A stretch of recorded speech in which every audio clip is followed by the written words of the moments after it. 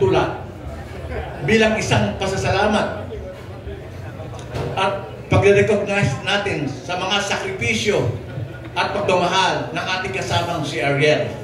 Ang title po nito ay Colonel Ariel Kerubin, Philippine Navy Marines. Isang abang sanggol sa La Union isinilang, kaloob ng Diyos sa ating inang bayan. Bumukit ng isang magandang kasaysayan, magbibigay liwanag sa buong sambayanan. Ilang beses nasugatan sa pakipaglaban, di alintana ang panganib at kapahamakan.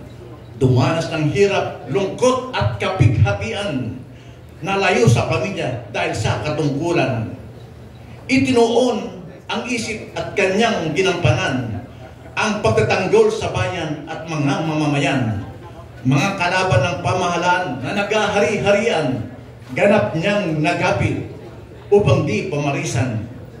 Matapos gampanan sinumpaang katungkulan, nagpasalamat sa Diyos, nakaligtas sa kamatayan. Nabuhay ng payapa kasamang pamilyang mahal, isang taong may dangal, nagmamahal sa bayan. Sa kanlurang bahagi ng ating karagatan, mga dayuhan ay nagbabanta sa kasarinlan. Handa niyang ialay ang kanyang buhay upang mapanatili kalayaang ipinaglaban. Sa paglipas ng panahon, siya'y nabagabag. Ang inang bayan ay pinagsasamantalahan. Mga maiitim ang budi, nagkakamal ng yaman, ang dangal ng bayan ay niyuyurakan. Ang nakaambang panganib ay naiibang laban. Ang paggamit ng armas ay di angkop na paraan. Tibay ng dibdib at likas na tapang, payak na katotohanan, matatag na sandigan.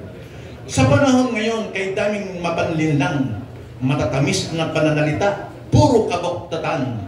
Malalagay sa panganib mga mahal sa buhay kung hayaang mamayagpag mga taksil sa bayan. Tayong mga Pilipino ay may likas na tapang, subalit marami ang nabubulat sa ginto at yaman. Hayaang mag-alab ang pagmamahal sa bayan. Magkapit-bisig tayo para sa magandang buhay. Dama ko, ang puso ninyo ay nagsusumigaw, naghahanap ng buhay na bayani na lingkod bayan. Isang taong magbubuklod-buklod sa ating mamamayan tungo sa isang magandang kinabukasan.